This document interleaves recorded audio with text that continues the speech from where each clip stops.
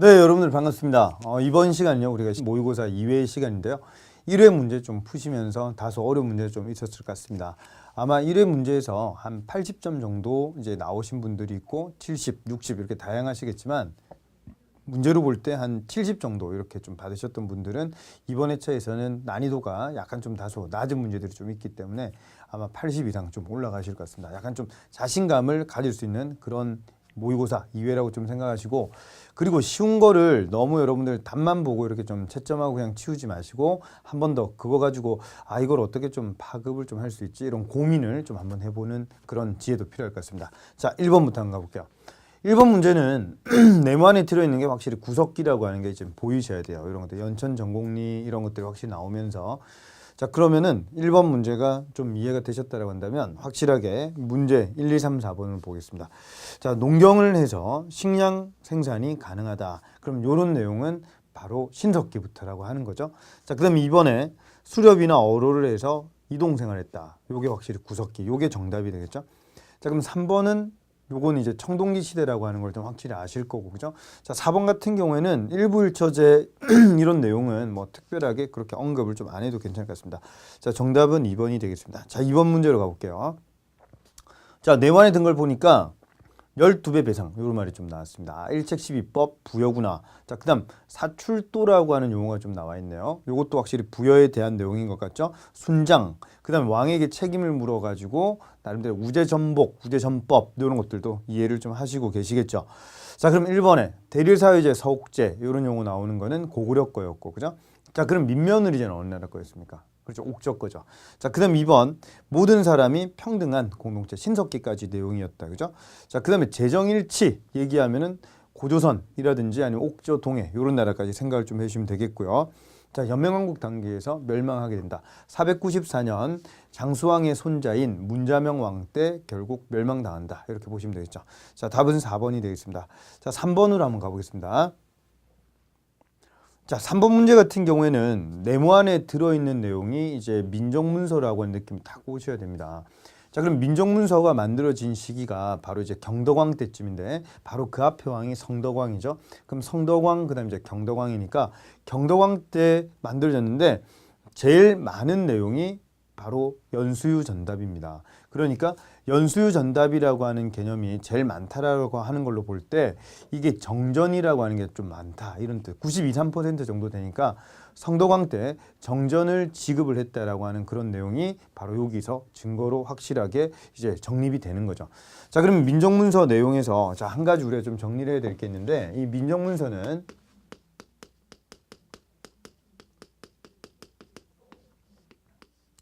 자, 요걸 이제 작성하는 사람이 누구냐고 하는 거야. 작성. 자, 그러면 조사하는 거는 1년 단위로 하고, 그다음 요거를 기록하는 거는 3년 단위로 하는데, 이거의 주체는 촌주라고 하는 이런 사람이 되겠습니다. 자, 그럼 촌주 같은 경우에는 토착 세력가라고 얘기를 좀 할 수 있거든요. 그러니까 지방이 파견된 관리는 아니다라고 하는 거를 확실히 좀 이해를 하시고, 자, 그다음 두 번째, 어떤 내용을 좀 조사했느냐. 그럼 내용으로 볼 때, 자, 첫 번째로 토지에 대해서 좀 알아봐야 되고, 토지. 자, 그 다음 두 번째로 또 알아봐야 될 게 가축이라든지, 그 다음에 또 이제 봐야 될 게 나무들. 자, 그 다음에 세 번째, 노동력을 조사를 했다라고 하는 거 같이 좀 봐주시면 되겠습니다. 자, 먼저 첫 번째로 토지 관련된 내용을 얘기해 보면, 제일 먼저 이제 관모답이나 아니면은 내시령답이나 아니면 촌주위답, 그럼 하나 더 하면은 그런 정전 개념인 연수유전답. 자, 이거와 함께 마전 이런 용어도 좀 나오거든요.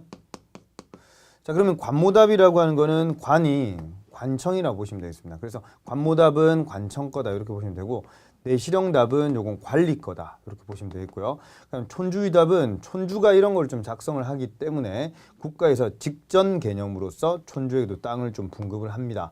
자, 그리고 연수유 전답 요게 이제 민전 개념이죠. 소유권에 대한 그런 내용 민전 생각을 좀 하나 해두시고 마전할 때 맞자가 3배 맞자라고 보시면 되겠습니다. 그러니까 이런 것들을 같이 정리를 좀 하시면 토지에 대한 내용들이 이런 게 나온다라고 하는 거. 요 중에서 이제 연수유 전답이 제일 퍼센트로 치면은 한 92, 3%. 요 정도 된다라고 보시면 되겠습니다.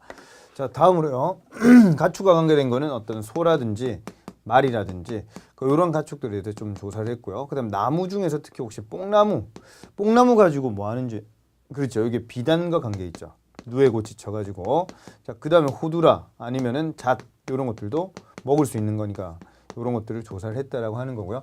자, 그리고 이제 노동력에 대한 내용이 좀 나오기 전에 한 가지 우리 봐야 될 게 이 민정문서가 일본에서 동대사, 정창원 이런 건물에서 발견이 됐는데 자, 일본 게 아니고 요건 통일신라시대 때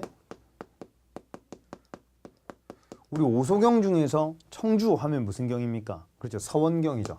서원경에 4개 촌락에 대해 가지고 좀 나타내져 있는 거. 이게 바로 민정문서라고 하는 것도 알아두시면 좋겠고요. 자, 그럼 노동력으로 얘기를 좀 할 때 나이로 남자와 여자를 6등급을 매기게 됩니다. 자, 그 다음 두 번째로 한 집의 노동력 크기, 집의 노동력이 크기로 좀 나타낸 게 9등급을 좀 나왔어요. 그러니까 이름이 6등급하고 9등급 요거 가지고 시험에 좀 잘 바꿔낼 수 있으니까 9등급. 그래서 19 이렇게 좀 기억을 좀 해서 집의 노동력 크기는 9등급으로 이렇게 좀 매겼구나. 19 이렇게 좀 외워주시면 되겠습니다. 자, 여기 바로 민정문서 내용이 되어 있고요. 자, 그럼 문제 한번 풀어봅시다. 자, 1번에 3년마다 촌주에서 작성되었다. 싱겁네. 그죠? 네, 1번이 답이네요. 이번에 인구를 연령별로는 6등급이라고 해야 되겠죠? 자, 그리고 사유재산제가 있죠. 그 다음 노비가 핵심이다. 이런 표현은 좀 쓰기 어렵습니다. 그래서 정답은 1번이 되겠습니다. 자, 다음 4번 문제로 한번 가볼게요. 자, 다음은 우리나라 전통 사상에 관한 그런 내용인데 이 사상과 관련된 내용으로 옳지 않은 걸 물었습니다. 자, 먼저 기억에 이 사상은 인문지리학적 사상으로서 도참 어떤 예언 사상과 결합하기도 했다. 그래서 풍수지리에는 보면 어떤 예언 사상 이런 것들이 들어있다라고 하는 겁니다. 여기가 길진데 나중에 잘 될 거다. 이런 것도 어찌 보면 예언 사상이라 볼 수가 있겠죠. 자, 그럼 니은의 경주 중심의 그런 국토 운영 방식에서 지방이 중요하다라고 하는 걸 강조를 많이 하게 됩니다. 그렇게 해서 등장이 되는 게 개경길지설, 그 다음에 서경길지설, 그 다음에 남경길지설, 남경이 바로 한양이 된다라고 하는 게 되겠습니다. 자, 그래서 니은도 맞는 말이고 이제 디귿에 양택풍수가 있고 음택풍수가 있거든요. 어떤 도읍지라든지 아니면은 집 이런 것들은 양택풍수라고 한다면 음택풍수라고 하는 개념은 요거는 어떤 묘자리 이런 거에 좀 관계 있고 특히 조선 후기가 되면은 산소 소송 문제 줄여서 산속 문제가 상당히 활발했다라고 하는 것도 같이 기억을 좀 해주시면 좋겠습니다. 자, 그러면 옳지 않은 건 찾는 거니까 1번 청동기 시대 배산임수의 입지는요. 요때는 풍수지리학이라고 하는 개념은 없었기 때문에 요게 바로 이 풍수지리다 이렇게 얘기하면 좀 안 됩니다. 그렇죠? 그럼 뒤에 산이 있어서 바람 막아주고 앞에 물이 있으니까 농사짓기 좋다. 이런 개념이 바로 배산임수 지리학이라 보시면 되겠죠. 자, 그 다음에 이번에 훈요 10조에 보면은 서경을 중요시 여겨라. 풍수지리학적으로 중요한 이런 내용들을 좀 강조를 좀 하게 되고 3번에 묘청의 서경천도 운동이라고 하는 게 역시 마찬가지로 풍수지리와 관계가 있죠. 자, 그 다음에 4번에 그렇죠. 산속 문제 나왔으니까 정답은 1번이 되겠습니다. 자, 5번으로 한번 가보겠습니다. 자, 5번 문제 묘청의 서경천도 운동에 대한 설명으로 옳지 않은 거 얘기했는데 묘청의 서경천도 운동 일어나기 전에 인종 때입니다. 역시 마찬가지로 이자겸의 난이라고 하는 게 있었죠. 그러니까 개경은 지덕이 쇠했다. 그래서 수도를 서경으로 좀 옮기면서 뭔가 한번 붕을 해보자 이런 내용인데요. 훈요 10조에서 나름대로 북진 정책이라고 하는 걸 좀 강조를 했었는데 이자겸이 북진 정책을 좀 좌절시켜 버렸죠. 왜냐하면 금과 사대 관계를 수락을 좀 했기 때문에 이런 문제가 있었다라고 하는 거고. 자, 그러면 서경천도 운동에 대한 설명으로 옳지 않은 건데 1번 금나라를 정벌하면서 북진 정책을 추진하다. 1번 맞는 말이고. 자, 이번에 칭제건원 황제라고 쓰고 독자적 언어를 쓰자 이런 것들을 좀 강조를 했었는데 이런 게 못 돼서 아깝다라고 하는 거죠. 자, 그래서 이런 것들은 자주적 성격을 좀 주장했던 거고. 자, 그다음에 세 번째, 풍수지리설을 바탕으로 성형지리설 맞죠. 자, 4번에 사대주의적인 유교사관 이걸로 쓰여지게 되는 게 바로 삼국사기라고 하는 작품이 되겠습니다. 그죠? 이건 김부식에 대한 내용이 되겠네요. 자, 그래서 정답은 4번이라고 보면 되겠습니다. 자, 1번부터 5번까지 문제가 뭐 그렇게 어렵지는 않았을 건데 4번에 약간 좀 낚이신 분도 아마 좀 있지 않을까 이 생각이 좀 듭니다. 자, 다음으로요. 6번 문제로 한번 가보겠습니다. 자, 6번 문제는 자, 네모안에 든 거를 한번 자세히 봐야 됩니다.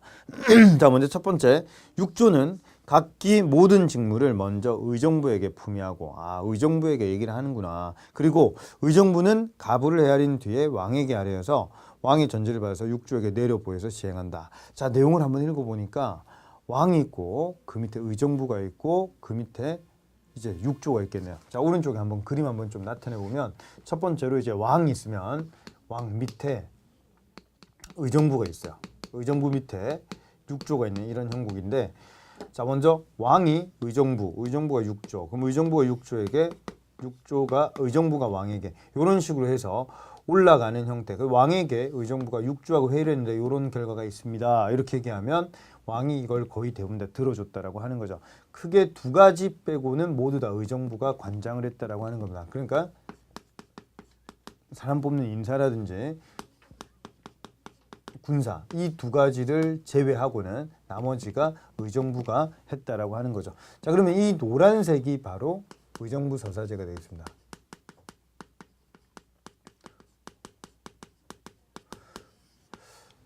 자, 그럼 의정부 서사제에서는 의정부의 힘이 나름대로 좀 강한 그런 형태라고 생각할 수 있고, 이걸 다른 말로 하면 왕권과 신권의 조화라고 얘기를 좀 할 수가 있겠죠.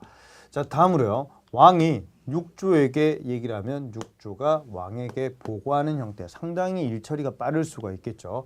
자, 그러면서 이제 의정부가 왕따 되는 형태, 요게 바로 육조 직계제가 되겠습니다.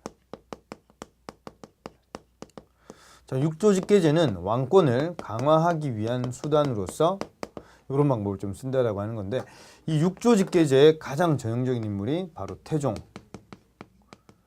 그 다음에 7대 임금 세조라고 보시면 되겠고요. 그리고 이 의정부 서사제의 가장 대표적인 인물이 바로 세종이라고 보시면 되겠습니다. 자, 그럼 이런 거를 바탕으로 해서 우리가 문제를 한번 좀 풀어보면 거기에 1번 한번 보세요. 의정부의 역할이 점차 축소되었다. 이런 것들은 육조 직계제에 대한 그런 내용이 되겠죠. 자, 그럼 2번 왕권과 신권의 조화. 그렇죠. 요거와 관계된 게 바로 의정부 서사제라고 보시면 되겠습니다. 자, 그 다음에 태종과 세조는 육조 직계제고, 그렇죠. 태종 때 실시되었다. 요거는 바로 육조 직계제에 대한 내용이 되겠네요. 자, 6번의 답은 2번이라고 보시면 되겠습니다. 자, 7번 문제로 갑니다. 자, 7번 보면 직전법, 관수관급제, 그 다음에 녹봉제 이렇게 넘어가는데 거기 가로 안에 들어가는 내용이 바로 과전법이라고 보시면 되겠죠.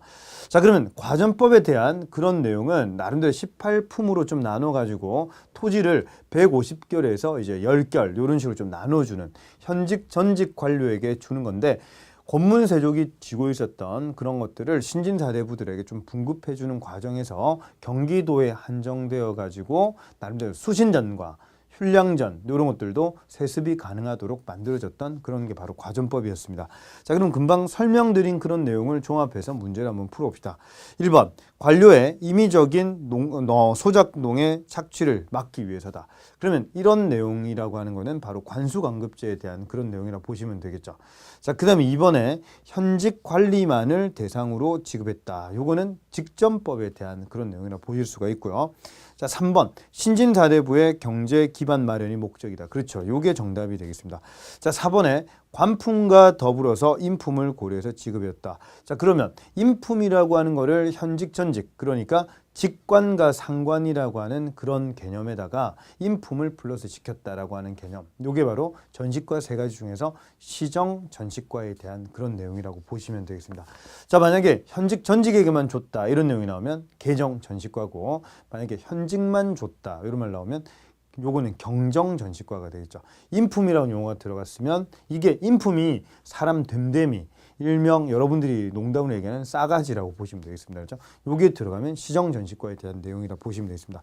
자, 정답은 그래서 3번이라고 보시면 되겠고요. 자, 다음 8번으로 한번 가보겠습니다. 자, 다음은 조선의 어느 왕들이 실시한 정책인데 이와 같은 정책을 실시한 배경으로 옳은 것을 물어봤습니다. 자, 먼저 기억을 자세히 볼게요. 서인과 남인을 번갈아서 기용했다라고 할 말로 볼 때 뭔가 요쪽과 요쪽을 좀 번갈아 가면서 했다. 이런 내용은 환국에 대한 내용이겠죠. 이게 탕평책을 나름대로 좀 실시를 하려고 최초로 좀 시작했던 인물이 바로 숙종인데 이런 환국이라고 하는 개념이 좀 들어가서 왕권을 강화시키려고 노력했지만 이런 것들 좀 문제가 많았다라고 하는 것이 되겠습니다. 이게 바로 환국, 숙종이다 보시면 되겠고, 자, 그 다음에 니은의 지방의 산림. 자, 산림이라고 하는 용어는요, 나무가 아니고요. 산림은 지방에 있으면서 제야에 있으면서 중앙정계, 가물나라, 배나라 이런 것들을 좀 얘기하는 그런 인물들이라 보시면 되겠습니다.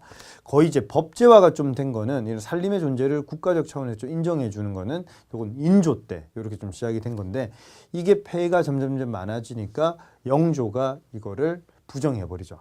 정치하고 싶으면 중앙정계에 너희들이 와서 해라 이렇게 한다라고 보시면 되겠고 자, 또 하나 더는 이조전랑의 권한이 있다라고 하는 거예요. 그게 하나가 후임자 추천권, 또 하나는 3사 임명권 이런 것들이 있는데 이런 것들을 좀 번갈아 가면서 한번 없애보고 이렇게 좀 해봤지만 결론적으로 이 이조전랑의 권한을 다 없애는 거는 정조라고 보시면 되겠습니다. 자, 그리고 탕평파를 좀 육성해서 당파를 좀 없애기 위해서 노력을 좀 많이 했지만 이게 좀 일시적으로 좀 하는데 그치게 되고 그리고 이제 정조로 넘어가게 되는데 정조 같은 경우에는 영조가 실시했던 완론의 약간 좀 변형본으로서 준론이라고 하는 걸 실시하죠. 그러니까 준론은 잘잘못을 가린다라고 하는 겁니다. 그러니까 얘기를 한번 들어보고 이쪽 얘기가 옳은지 이쪽 얘기를 들은지 옳은지 이런 것들을 잘잘못을 가린다.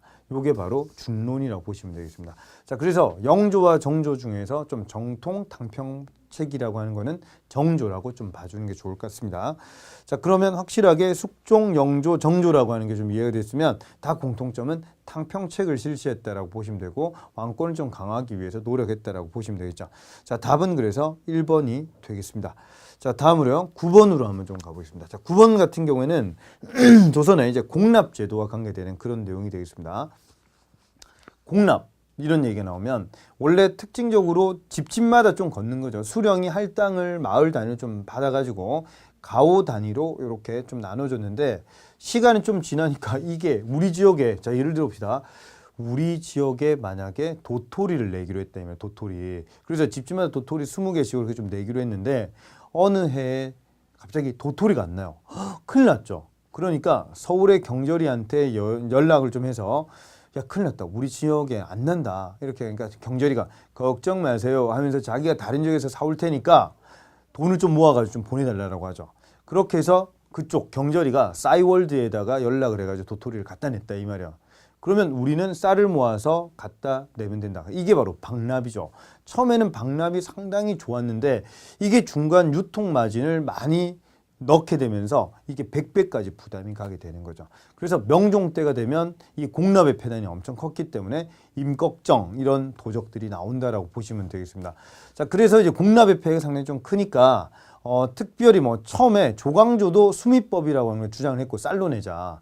그 다음에 이하구 유성룡도 수미법을 주장을 좀 했지만 실시가 안 되다가 광해군 때 가서 드디어 대동법이 실시가 된다라고 하는 겁니다. 그럼 대동법은 실시가 될 때 처음에 경기도에서 출발했다가 점점 이제 강원도라든지 그 다음에 전라 충청도라든지 경상도 그래서 숙종 때가 되면은 완전하게 저쪽 황해도까지 확대가 되면서 완성이 된다 보면 됩니다. 그럼 광해군부터 숙종까지 거의 시기로 치면은 한 100년 가까이 되거든요. 그럼 이렇게 된 가장 큰 이유가 뭐냐고 하면 토지 결수에 따라 가지고 공납을 매겨버렸다 이 말이야. 그러니까 공납이 전세처럼 변해버리니까 양반 지주의 반발이 많다라고 하는 거를 특징적으로 기억을 좀 하시면 되겠습니다.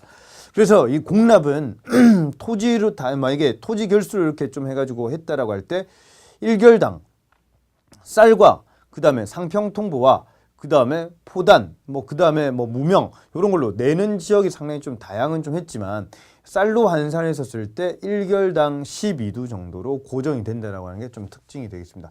1결당 한 12두 정도 이렇게 된다. 요거 기억을 좀 해주시고요. 자, 그러면 이제 9번 문제를 한번 좀 풀어보면 역시 곡물 얘기가 나왔으니까 답은 3번. 그렇죠. 대동법이라고 봐주시면 되겠습니다. 자, 균역법. 요건 군역에 있어서의 영조 때 나왔던 그런 내용이고 필을 걷다가 한 필로 걷게 되니까 부족하죠. 그러니까 결짝이라고 해서 1결당 2두를 또 걷기도 한다라고 하는 게 특징이고요.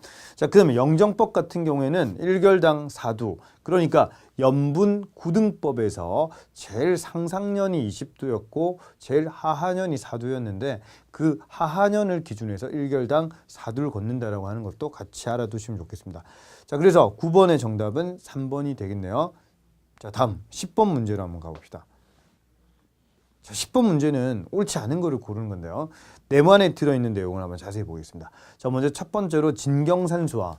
진경산수화의 달인이 바로 정선이었죠. 그 정선이라고 하는 인물은 18세기 때, 영조 때 특히 활성화된 그런 그림들을 좀 그렸는데 그림하고 사진하고 거의 모양이 흡사하다라고 하는 게 바로 진경산수화의 특징이 되겠습니다. 자, 그 다음에 풍속화 얘기가 나왔는데 풍속화가 하면 대표님 두 명이 있죠. 신은복하고 그다음에 김홍도 이런 이름 18세기 정조 때 사람이라고 보시면 되고 그리고 조선 후기 때는 자기가 그리고 싶은 그림들을 그린다라고 하는 거죠. 이게 바로 민화가 되겠습니다. 자, 그러면은 기억은 이해가 됐으면 백자, 순수 백자가 16세기부터 이제 본격적으로 좀 나온다라고 할 때 이게 조금 17세기 가면서 코발트 빛을 띠는 안료로 색칠을 좀 하게 되는 거죠. 요게 바로 청아백자가 되겠습니다. 그럼 이것도 마찬가지로 조선 후기에 대한 내용이 맞고요. 판소리, 탈놀이, 그 다음 무대 같은 데서 나름대로 공연을 하는 산대놀이 이런 것들도 같이 봐주시면 되겠죠. 자, 그 다음 원래 양반들이 시 모임을 담당을 했었는데 이거를 양반 말고 이제 중인들이 이런 것들을 좀 주도적으로 하는 이런 모습이라든지 그 다음에 한글 소설이라든지 아니면 사설 시조 이런 것들이 많이 나올 때가 바로 조선 후기라고 보시면 되겠습니다. 자, 그럼 문제를 한번 풀어볼 때 1번 새로운 영론 방법으로 그렇죠. 모내기법이 유행하게 된다. 이게 유행이 될 때 영향을 또 많이 줬던 게 농가집성 이런 거라고 좀 말씀을 좀 드렸죠. 자, 그 다음에 2번에 도고라고 하는 세력이 바로 대상인들, 그렇죠. 이런 사람들이 등장하게 되는 겁니다. 자, 그 다음에 3번에 선대제, 민영수공업이 유행하면서 선대제라고 하는 게 또 유행을 하게 되는데 어떤 자본에 의해 가지고 물건 만드는 사람들이 번성을 하는 산업혁명으로 치면 매뉴팩처 이런 개념이 바로 선대제라고 보시면 되겠습니다. 자, 4번에 시전 상인들이 독점 나름대로의 그런 상권을 좀 장악을 하기 위해서 자, 예를 들어 봅시다. 제가 만약에 퇴직을 하고 난 다음에 호프집, 닭집을 딱 차렸는데 갑자기 우리 집 바로 앞에 리어카라든지 아니면은 용달차가 와가지고 1톤 트럭이 와가지고 거기서 막 닭을 판단 말이야. 그런데 우리 집에는 막 파리가 날리는데 막 그쪽에는 사람들이 막 인산이래 이룹니다. 이러면 상당히 기분이 안 좋겠죠. 우리는 상세를 분명히 내는데 그쪽에서는 상세를 안 낸다 이 말이야. 그럼 이런 것들처럼 시전과 6가지 품목을 또 파는 유기전 이런 곳에다가 난전을 금지시키는 권리. 그래서 금난전권이라고 하는 거를 줬었는데 이거를 나중에 1791년이 되면은 정조 때 이 노론 집안에서 이 상단을 약간 장악하는 모습이 강하게 되자 이런 거를 좀 끊기 위해서 신의 통공이라고 하는 게 나온다라고 보시면 되겠습니다. 자, 그래서 4번이 만약에 맞는 말이 되려고 하면 금난 전권을 시전 상인들 거를 철폐했다. 아니면은 유기전만 좀 존재하고 나머지는 없앴다. 이렇게 좀 얘기해 주면 맞는 말이 될 건데 요거 4번은 확실히 틀렸다. 그죠? 자, 그래서 10번까지 한번 10문제 풀어봤는데 여러분들 결과가 어떤지 한번 체크를 한번 쭉 해보시고요. 틀려도 괜찮아요. 그런데 틀리고 난 다음에 또 틀리면 안 된다라고 하는 거죠. 그러니까 틀린 거 옆에다가 이건 어느 단원인지에 대해서 꼭 좀 한번 적어주세요. 자, 그러면 금방 만약에 10번 같은 경우에는 문화 파트가 지금 좀 들어가 있으면서 밑에 보니까 경제적인 내용이 들어가 있죠. 그러면 요거는 둘 다 한번 적어보세요. 그러면 근대 태동기의 경제와 근대 태동기의 문화 이 두 개가 결합되어 있는 문제다. 그러니까 이런 것들을 처음에 여러분들이 이건 나는 잘 모르겠는데 해가지고 고민하시지 말고 그걸 적는 연습을 계속 좀 하시다 보면 이제 몇 번 하다 보면 이제 감이 좀 잡히고 내가 이것만 계속적으로 좀 틀리는구나 해서 좀 찾아가지고 조금 더 노력을 해주시면은 분명히 점수가 잘 나옵니다. 저한테 많은 분들이 그런 물음을 좋아합니다. 어떻게 하면 국사를 좀 잘할 수 있죠? 수업을 뭐 10번 들으면 무조건 합격하나요? 뭐 이런 식으로 얘기를 하는데 아닙니다. 이런 문제를 좀 풀면서 내가 빈틈이 있는 그런 곳에 대해서 나름대로 좀 채우는 그런 작업을 좀 많이 해주셔야지 확률 싸움이기 때문에 오늘 점수도 잘 나온다 이렇게 볼 수가 있겠습니다. 자, 11번으로 한번 가보겠습니다. 자, 11번에 조선시대 사회 모습을 물어봤습니다. 그럼 옳지 않는 걸 찾는 건데 1번. 자, 조선 전기까지는 다른 시기에 비해서 여성의 지위가 상대적으로 좀 높은 편이다. 그렇죠. 조선 후기에 비해서는 좀 높은 편이다. 이렇게 볼 수가 있고요. 자, 이번에 고려와 조선시대 백정은 모두 양민이다. 아니죠. 고려의 백정이라고 하는 사람은 양민이지만 조선의 백정이라고 하는 사람은 도축업자, 소, 돼지 잡는 그런 사람이라고 보시면 되겠습니다. 천민이라 보시면 되겠죠. 2번이 틀렸고요. 자, 3번. 주자 가래가 보급이 되면서 주자가 관, 혼, 상, 제에 대해 가지고 정리를 좀 했던 그런 내용인데 이런 것들이 바로 성리학의 발달에 더욱더 또 영향을 많이 준다라고 보시면 되고 남자 중심 사회로 점점 바뀌어 간다라고 보시면 되겠습니다. 자, 4번에 예학, 어떤 예속 논쟁 이런 개념이라든지 족보학 이런 것들이 조선 중기에서 후기 넘어가면서 많이 발달한다라고 보시면 되겠죠. 자, 그래서 정답은 2번이 틀렸고 나머지는 맞다라고 보시면 되겠습니다. 자, 12번 문제로 한번 좀 가보겠습니다. 자, 강화도 조약 얘기가 나왔어요. 그러면 조일수호 조규 이게 1876년에 나오게 되죠. 앞에 운요 사건, 그 다음에 강화도 조약의 핵심 내용을 보면은 1조가 조선은 자주국이다. 청나라 간섭을 배제하기 위해서 그렇게 적혀 있고, 그죠?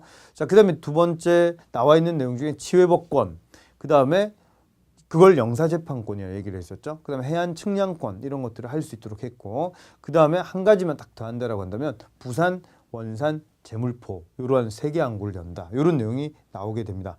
자, 그러면 옳은 것을 한번 찾아보면 1번에는 불평등 조약이죠. 그래서 틀렸고요. 그 다음에 2번은 치해법권의 인정은 민간 무역의 뭐 자유보장 이런 것들과는 관계가 없는 그런 내용이고요. 자, 3번에 일본의 강요와 국내 개화 세력, 그렇죠. 60년대 때부터 이제 만들어졌던 통상개화론 이런 것들, 박규수, 오경석, 유홍기 이런 인물들 좀 생각이 나야 되겠죠. 자, 이런 것들이 바로 이제 운요 사건 이후의 압력과 그다음 또 하나 더는 이런 모습들에 의해 가지고 3번이 나온다라고 보시면 되겠습니다. 자, 그러면 4번에 미국과 통상조약을 체결을 할 때도 청나라가 알선했죠. 그러니까 청나라가 뚜쟁이 역할을 좀 많이 했다라고 보시면 되겠습니다. 자, 그래서 정답은 3번이라고 보시면 되겠고요. 자, 그 다음 이제 13번으로 한번 좀 가보겠습니다. 애국 계몽 운동 단체 이름이 나올 때 제일 빈출도가 높은 게 바로 신민회라고 하는 겁니다. 그죠? 자, 그러면 네모안의 등거를 한번 좀 보면은 애국 계몽 운동. 그럼 보안회, 헌정연구회, 대한자강회, 그 다음에 대한협회, 그 다음에 이제 신민회. 이런 애국 계몽 운동이 을사늑약을 전후한 1905년 전후에서 많이 일어난다라고 얘기를 좀 했었는데요. 자, 그러면 이 단체는 뭐냐? 그런데 보니까 세 번째 줄에 거기 해외 독립군 운동 기지 건설 이런 말이 좀 나왔다. 맞죠? 그럼 요거는 확실히 서간도 삼원보 얘기 생각나야 되니까 아, 신민회구나. 이렇게 정리가 좀 돼줘야 되겠죠? 자, 그래서 신민회 입장에서 문제를 한번 좀 풀어보면 1번 애국 계몽이기 때문에 의병운동을 을미, 을사, 정미 이런 운동과는 좀 성격이 좀 다르다고 볼 수가 있겠고요.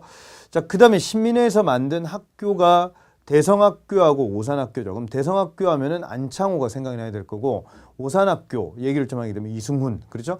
원산학사는 1886년에 우리나라에서 1883년에 우리나라에서 만들어진 최초의 덕원 주민들이 나름대로 이제 국가관청 공무원하고 같이 만든 우리나라 최초 사립학교다 이렇게 보시면 되겠습니다. 자, 문제로 원산학사는 원산이라고 하는 용어를 빼고 덕원 이런 이름이 좀 나오기도 하는데 덕원 이러면 여기 어디지 이렇게 생각한단 말이에요. 그럼 덕원 나오면 이게 바로 원산이다 보시면 되겠습니다.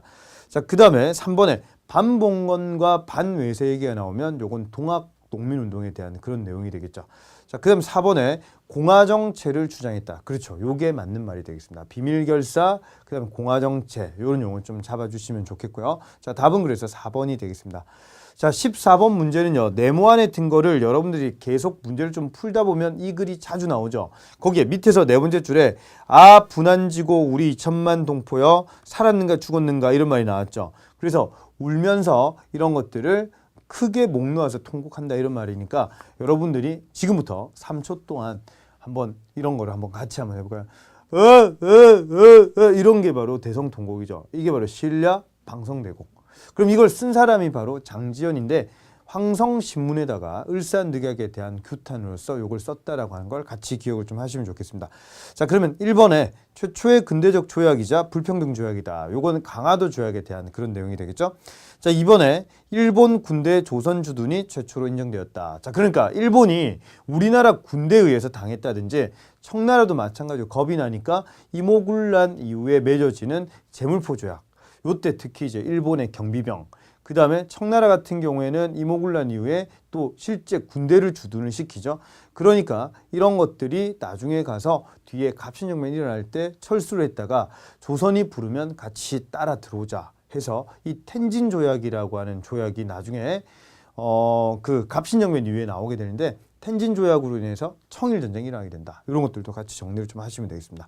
자, 3번에 영사재판권이 지회법권이죠. 예, 그리고 거기 연안 측량의 자유권, 이게 바로 수심이 얼마나 깊은지, 배는 밑이 잘 깨지잖아요. 그러니까 이런 것들을 일본이 하는데 우리 영해를 자유롭게 측량한다라고 하는 걸로 볼 때 이런 거는 불평등 조약이다, 이 얘기죠.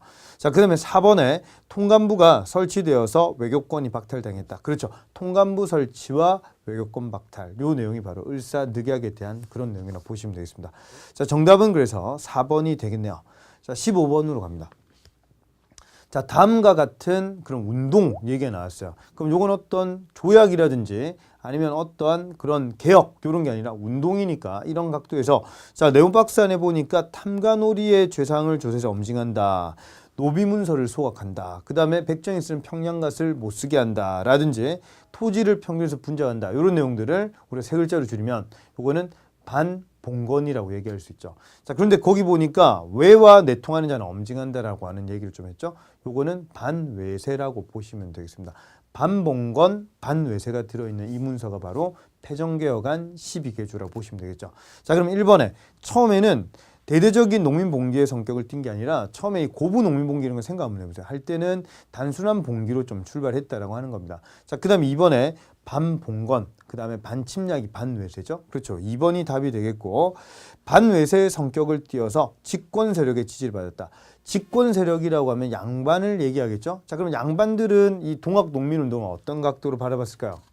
그렇죠. 뭔가 신분제도를 없애자라고 하는 내용이 좀 들어가기 때문에 이런 것들을 좋아할 리 만무하죠. 그러니까 이런 것들은 반대한다라고 하는 걸 확실히 기억을 좀 하시고, 실제로 이제 양반이 민보군이라고 하는 군대를 편성을 좀 시켜가지고 동학 농민군을 뒤에서 공격하기도 했다라고 하는 게 좀 특징이 되겠습니다. 자, 그러면 4번에 개혁의 급진성, 이런 것들로 인해서 아무런 영향을 끼치지 못했다. 이런 거는 뭐 갑신정변이 급진적이긴 했지만 영향도 나름대로 주게 되죠. 자, 그래서 답은 2번이라고 보시면 되겠습니다. 자, 다음 16번 문제로 한번 가보겠습니다. 16번에 1940년대 한국 광복군 얘기가 좀 나와 있는데요. 이 한국 광복군이 중국 관내, 중국 본토에서 만들어진 두 번째 군대라고 보시면 되겠습니다. 처음으로 만들어진 군대는 바로 조선의용대, 김원봉에 의해서 만들어졌던 조선의용대. 이게 1938년에 중국 관내에서 최초로 만들어진 거고, 두 번째로 이제 만들어진 게 바로 임시정부 산하에 있었던 충칭에 정착을 하면서 한국 광복군. 그 다음에 이제 김구가 주석이 된다. 이런 내용도 같이 기억을 하시면 좋겠습니다. 자, 그러면 1번에 김원봉의 조선의용대가요, 나중에 42년이 되면은 두 개로 갈라지면서 이게 김원봉에 의해 가지고 이제 조선의용대 약 3분의 1 정도 되는 인원들이 바로 임시정부의 한국광복군에 또 들어온다라고 보시면 되겠습니다. 1번 맞는 말이고요. 2번에 김구가 주석이고 지청천이 한국광복군 총사령관이 되겠습니다. 한 명 더 좀 기억을 해준다라고 한다면 나중에 시간을 지나서 1948년 8월 15일이 되면서 정부 구성을 할 때 그때 우리나라 국무총리면서 국방부 장관을 역임했던 인물이 바로 이범석 장군이 되겠습니다. 그 사람이 한국광복군 참모장이었다. 이것도 생각하시고, 그래서 미국과 연합을 좀 해가지고 미국의 OSS라고 하는 그 훈련을 받았던 인물이 바로 또 이범석이 되겠습니다. 자, 그러면 2번은 맞는 말이고, 3번에 자, 이것도 낯설게 생각하지만 잘 보세요.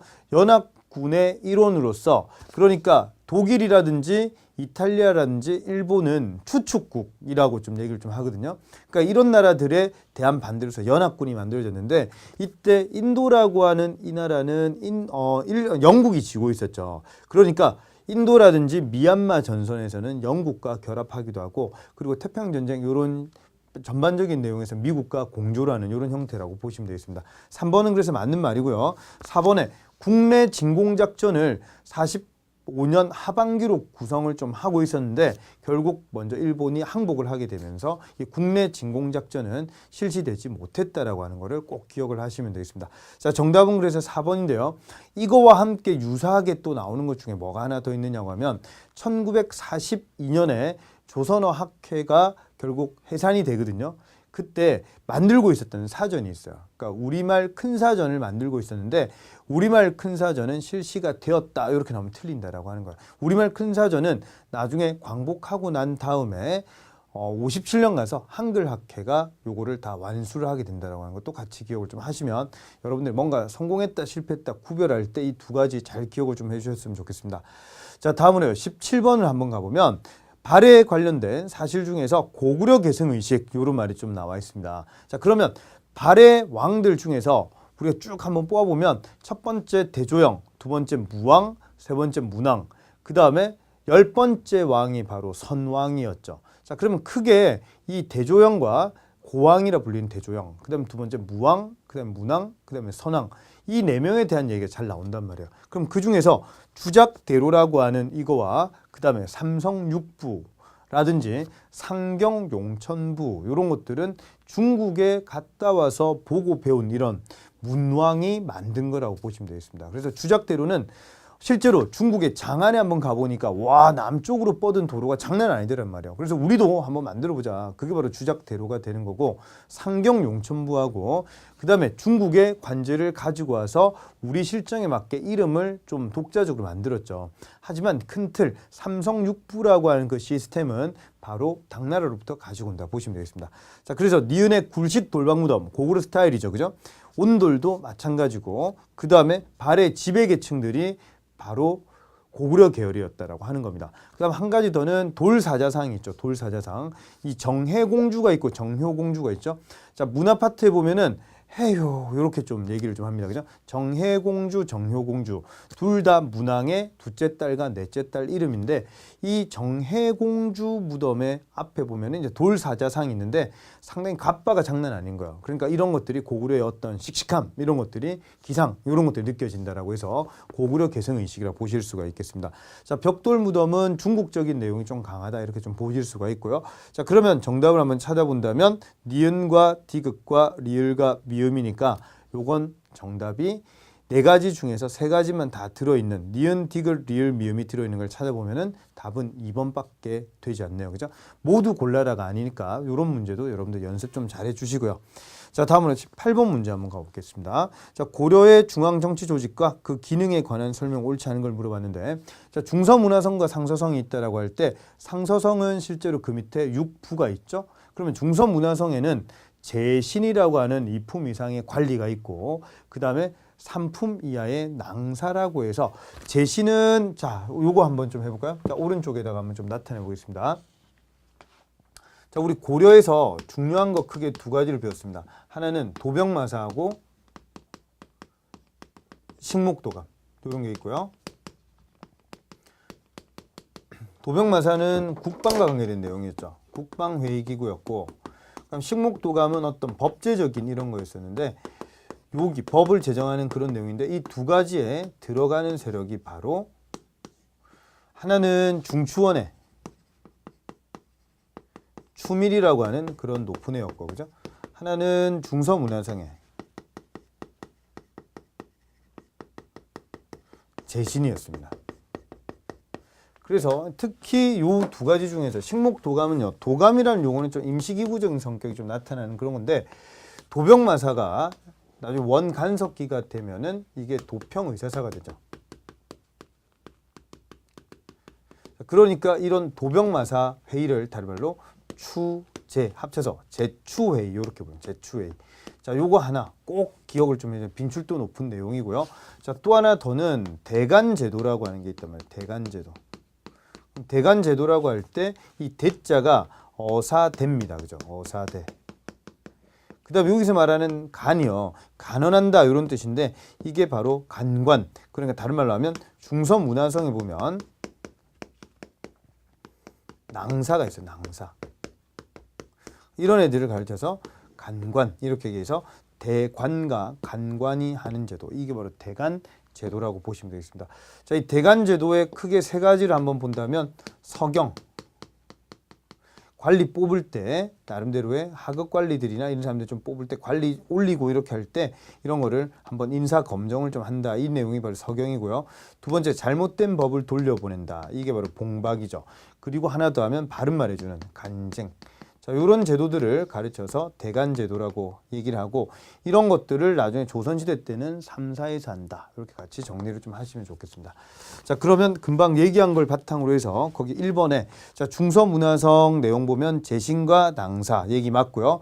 자, 도병마사는 국방회의 기구에서 출발했는데 뒤에 가서 귀족 합의기구로 변했다. 이것도 맞는 말이고요. 자, 중추원 같은 경우에는 하는 일이 크게 세 가지입니다. 첫 번째, 군사 기밀. 두 번째, 왕명을 출납하고 전달하는 내용. 그다음 하나 더 하면 궁궐 수기. 이런 내용이라고 보시면 되겠죠. 자, 그래서 추밀이 있고 승선이 있는데, 추밀은 우리 얘기할 때 여기에 중추원에 비밀 내용들 이런 거 들고 있는 그런 국방 관계된 내용을 좀 아는 그런 군사적인 기밀들, 추밀이라고 한다면, 하나 더는 낭사가 있는데요. 하나 더 있는 거는 승선인데, 승선. 승자가 들어가면 받들 승자라고 보시면 되겠습니다. 그러니까 왕명을 받들고 이런 애들, 조선으로 치면은 승정원 이런 개념이라고 보시면 되겠습니다. 자, 그다음에 4번에 왕권 견제를 위해서 조직된 기구인데 서경과 경련 이런 걸 한다. 이런 내용은 바로 조선시대로 넘어가서 3사가 하는 일이 되겠죠. 그럼 고려 같은 경우에는 이런 걸 실시하는 기구가 금방 대간제도라고 얘기했죠. 그러면 고려의 3사는 무엇을 하느냐? 재정과 회계 이런 거를 출납한다. 이렇게 보시면 되겠습니다. 정답은 4번이 되겠습니다. 자, 마지막 19번, 20번 풀고 오늘 마치도록 하겠습니다. 자, 19번 문제 승려에 관한 그런 내용을 좀 물어봤는데요. 자, 요거는 이제 자주 나오는 사료라고 분명히 우리가 말씀을 좀 드리는 게 강합니다. 거기 위에서 둘렛 6번째 줄에 보면은 거기 줄 한번 쳐볼까요? 선을 익히고 지혜를 고르는 데 힘쓰고 이런 말이 좀 나와 있죠. 요 말이 나오면 선이라고 하는 것에 동그라미 좀 쳐주시고요. 그 다음에 지혜할 때 해자에 좀 동그라미 쳐줍니다. 요걸 가르쳐서 정의 쌍수라고 얘기를 하죠. 자, 정의 쌍수 얘기 나오면 요거는 진울과 관계 있는 내용이 되겠습니다. 자, 그래서 정돈 이불을 잘 정돈했다. 그러면 정의 쌍수 하면은 생각나야 되는 게 바로 진울이었고, 두 번째 도노점수 이런 것들도 갑자기 하고 깨닫는 게 도노고 점진적인 수행을 해야 된다. 이게 바로 도노점수가 되겠습니다. 그죠? 자, 그럼 문제 한번 풀어보면 이 조계종 그다음에 수선사 결사 이런 용어가 확실하게 진울과 관계된 용어니까 잘 잡아주시고, 만약 문제를 푸는데 백년사 결사 이런 용어가 나왔어요. 그럼 요거는 요새와 관계되는 그런 내용이라고 보시면 되겠죠. 자, 정답은 그래서 1번이 되겠고요. 2번에 10문화쟁론 할 때 화쟁의 동그라미 좀 치면 화쟁사상이나 그 다음에 불교 대중에 힘썼던 정토종이나 이런 내용이 바로 원효와 관계되는 내용이 되겠습니다. 3번에 일찍다 다즉일 이런 말이 좀 나오면 화엄종을 나름대로 당나라에 가서 배우고 돌아온 의상대사라고 보시면 되겠죠. 화엄 일승 법계도 이런 표현 좀 잡아주시고, 자, 그 다음에 천태종 만들었다, 불교 교단 통합운동을 했다 이런 내용이 나오면 흥왕사를 거점으로 해가지고 교종을 통합을 하고, 그 다음에 또 하나 더 국청사를 만들어서 거기에서 선종을 통합하려고 했다. 이런 내용이 바로 의천과 관계되는 내용이 되겠습니다. 자, 정답은 1번이 되겠고요. 자, 마지막 20번 문제인데요. 조선시대의 지방통치 체제와 관련된 내용을 옳은 것을 물어봤습니다. 그럼 이게 고려인지 아니면은 삼국시대인지 아니면 통일신라인지 조선인지 이런 거를 구별을 좀 확실해야 돼요. 만약에 문제 푸는데 구주오소경이라고 용어가 나왔어요. 그러면 이 용어는 바로 통일신라라고 보시면 되겠죠. 오도양계가 나왔다. 그러면 고려가 되겠죠. 자, 그 다음 팔도가 나왔다. 이러면은 조선이 되겠다라고 하는 거죠. 자, 그럼 1번 확실히 고려에 대한 내용이네요. 그죠? 현종 때 나왔던 오도양계. 자, 그 다음 2번에 주현이 있고 속현이 있는데 속현이 3배 이상 더 많았다라고 하는 거. 이게 바로 고려의 특징이었죠. 속현은 수령이 없는 현이었잖아요. 자, 3번에 안찰사가 있고 관찰사가 있는데 관찰사는 조선이고 안찰사는 고려라고 하는 거. 자, 그리고 4번에 향부곡소라고 하는 개념이 향과 부곡이 바로 통일신라에 있었는데 이게 소라고 하는 게 하나 더 만들어진 게 고려였습니다. 근데 조선으로 가면서는 향부곡소가 점차적으로 소멸된다라고 보시면 되겠습니다. 그래서 정답은 4번이라고 보시면 되겠죠. 자, 여기까지 우리가 같이 풀이를 한번 해봤는데요. 약간 이제 공부가 좀 되신 분들은 거의 한 100점 가까이 좀 도달할 수 있는 그런 기본형 문제들이 좀 많이 들어가 있는 그런 모의고사라고 볼 수가 있겠습니다. 자, 여러분들께 제가 계속 말씀 좀 드리지만 모의고사를 풀면서 많이 틀릴 수는 있어요. 하지만 다음에 그 비슷한 유형이 나오면 안 틀릴 수 있게 내가 틀린 부분에 대해서 한 번 더 키워드 탁 잡아가지고 국사를 잘 하시는 분들은 어떤 단어들을 잘 잡고 계시는 분들이라 볼 수가 있습니다. 그래서 그런 것들을 잘 순서를 정리를 할 때 그때 여러분들이 100점을 받으실 수 있을 겁니다. 100점 한번 좀 받고 나면은 국사가 상당히 재밌어져요. 다음에도 또 더 100점 한번 받아봐야죠. 이런 생각 가질 수 있으니까 여러분들 합격할 수 있게 최선을 다해서 또 지도하도록 하겠습니다. 예, 수고 많으셨습니다.